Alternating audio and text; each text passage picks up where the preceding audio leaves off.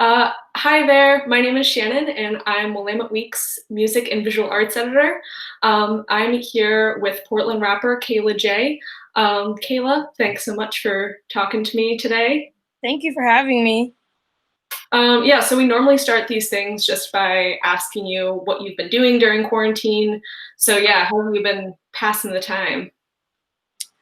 I would say I've been passing the time just mostly doing a mental health check and just really reflecting. Your career has really been taking off this past year. You Yes. had your first tour scheduled in April. Um, Yes. so so what is it like to have to take a break from playing shows at like such a crucial point in your career? At first I was kind of sad, but I've just been a strong believer in just not stressing about things that I can't control. Yeah, so what direction are you going in with the new music that you're working on? I really loved my album Dyke, and I loved that it was my introductory project and that people got to really get a feel for me and who I am as a person and as an artist. But there was a lot of dark moments in that project because I just kind of realized that throughout all my years, I've never had a diary. I've never A lot of the things that I said on my project were the first time that I even said some of that stuff out loud to myself. So there's a lot of dark moments in my music, even to where it was the first time my mom had heard any of that stuff. My mom was very depressed after my album release because, she just, for a minute there, she felt like really depressed or like that she couldn't protect me or shield me from certain things. And I had three sections to it, which was depression, rage, and love. And I felt like I didn't really get to expand on the love part as much as I got to expand on depression and rage. And that was because I realized that love and self love and love for others, as far as not even just intimate relationships, but just relationships in general, that was something that I was still working on because you can't really have healthy relationships with people until you have a healthy relationship with yourself. So I for this next project, saying all that is to say that I'm planning to do another EP that is just focused on love. And I'm hoping that it can be uplifting for me and that it can also be uplifting to the people who are listening, because when I was writing Dyke, I kind of got a little bit dark because I was going back to all these dark moments in my life, and I was focusing on all of these things that had happened to me and why I had been so angry and so this and so that. But when you sit with that stuff, and when you kind of just sit there in that stuff, it can come into the present.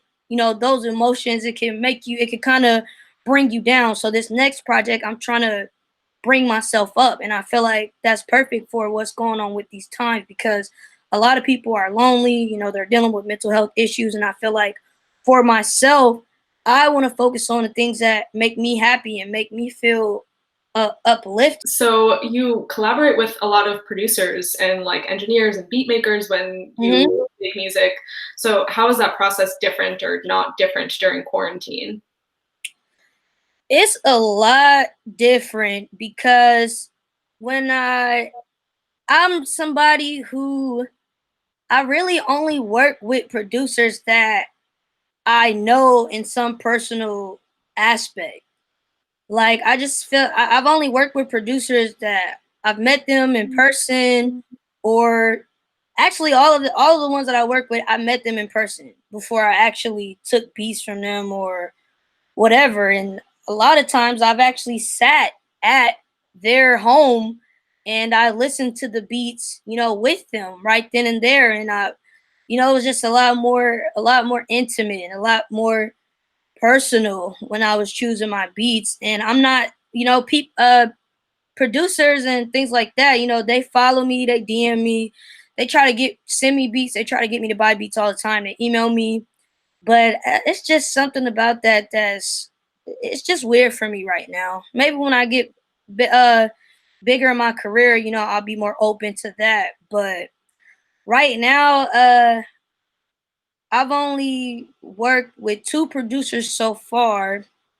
I don't know if I want to give that away just yet, but they're people that one of them I know personally. I've been since the beginning of my career here in Portland. He talked about liking my music and wanting to work with me. And he's an OG. He's an OG in Portland, so that's a clue.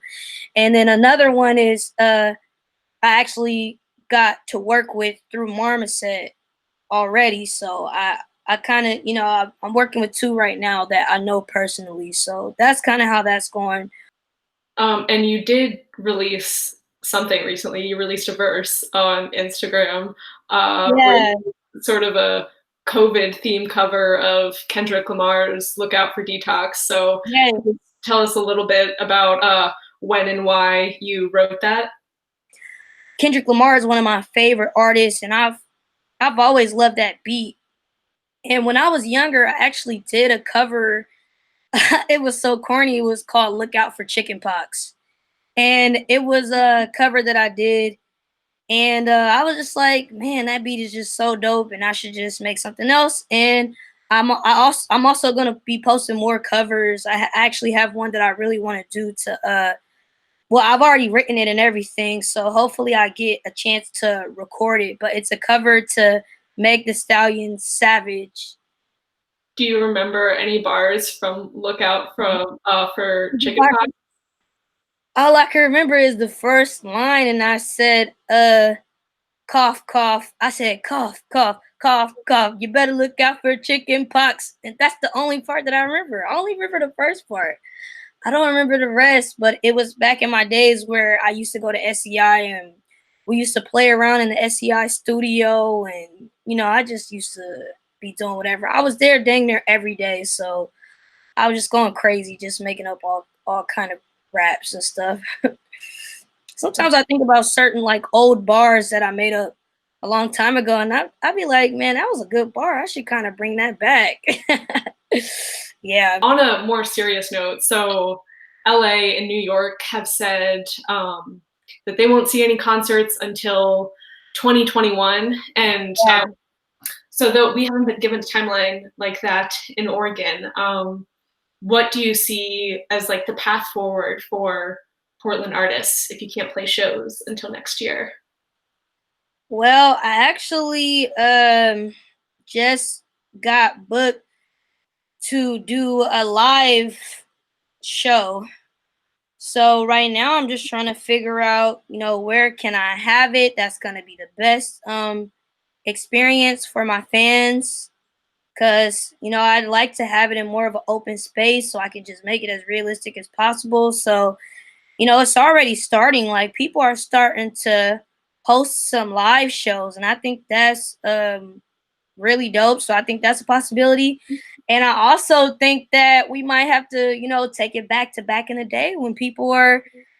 I mean, uh, realistically, it's not safe because people are, doing these house parties. But that's kind of in Portland before, these big venues started booking these hip hop shows. We were, doing these underground house party type of things. So I think that, you know, if it's okay and if it's safe, people might go back to back in the day and start doing these small, kind of intimate house parties, and maybe they can even live stream those as well, and just kind of make it more of a virtual thing. But I